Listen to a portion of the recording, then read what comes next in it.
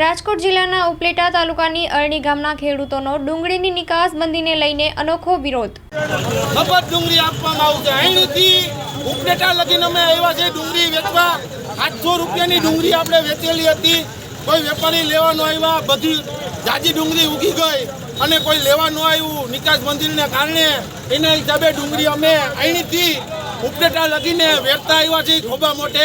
મફત ડુંગળી, હલો ભાઈ, મફત ડુંગળી,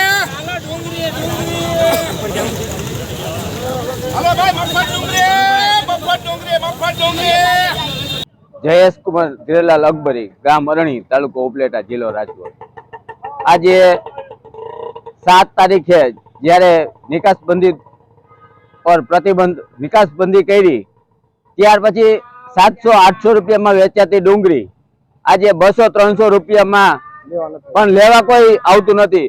આજે લણેલી અમે 7 ટ્રેક્ટર લણેલી ડુંગળી એટલે કે લગભગ 700 થી 800 માં ડુંગળી, લણેલી ડુંગળી 700 રૂપિયામાં વેચેલી ડુંગળી આજે અમે રોડ પર ફેંકવા માટે મજબૂર થઈ રહ્યા છીએ। ત્યારે આજ ગામડે ગામડેથી દેશભરની અંદર જ્યારે ખેડૂતો ડુંગળી પકવતા ખેડૂતો પાયમાલ થઈ રહ્યા છે ત્યારે આજે રોડ ઉપર ઉતરી આવ્યા છે।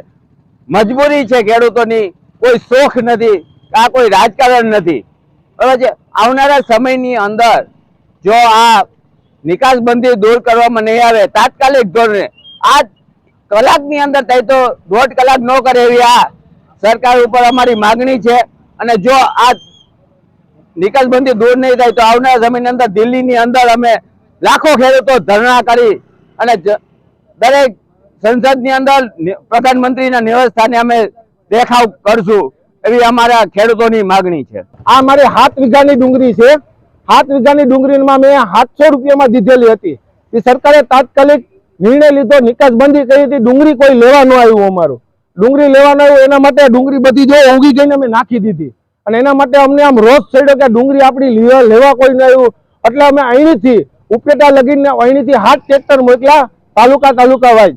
એટલે અહીંયા અમે અહીંથી ઉપલેટા આવ્યા છીએ અને ઠેઠ લગી ડુંગળી પાથરતા આવ્યા છીએ અને આ નિકાસ છૂટી કરે। અમારું તો આ બધું ડુંગળીનું પતન થઈ ગયું। વાહિલા ખેડૂતનું થોડુંક ધ્યાન રાખીને નિકાસ છૂટી કરો, 2 હાથ જોડીને વિનંતી છે। વિજયભાઈ દલસાણીયા મારું નામ છે અને એક ખેડૂત પુત્ર છું।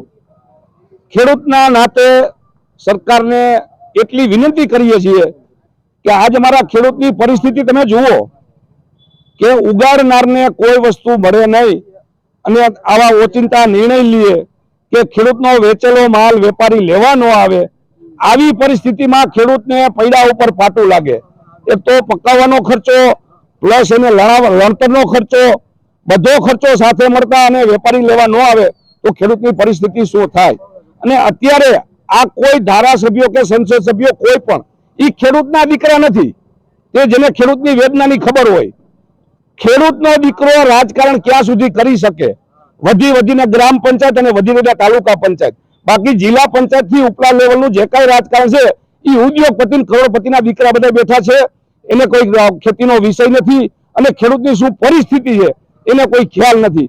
એટલે એ લોકોને આજે પણ નથી સમજાણું અને કાલે પણ નહીં સમજાય। પણ માણસ કહે છે કે ગમે ત્યારે કોકને ક્યારે સમજાશે, જ્યારે જેની ભૂંડી રીતે હાર થશે ત્યારે એને સમજાશે। અને અમે કોઈ પક્ષને નથી આવ્યા, અમારે કોઈ પક્ષને લેવા દેવા નથી। અમે એક ખેડૂતના દીકરા છીએ અને ખેડૂતના નાતે અમે આવ્યા છીએ।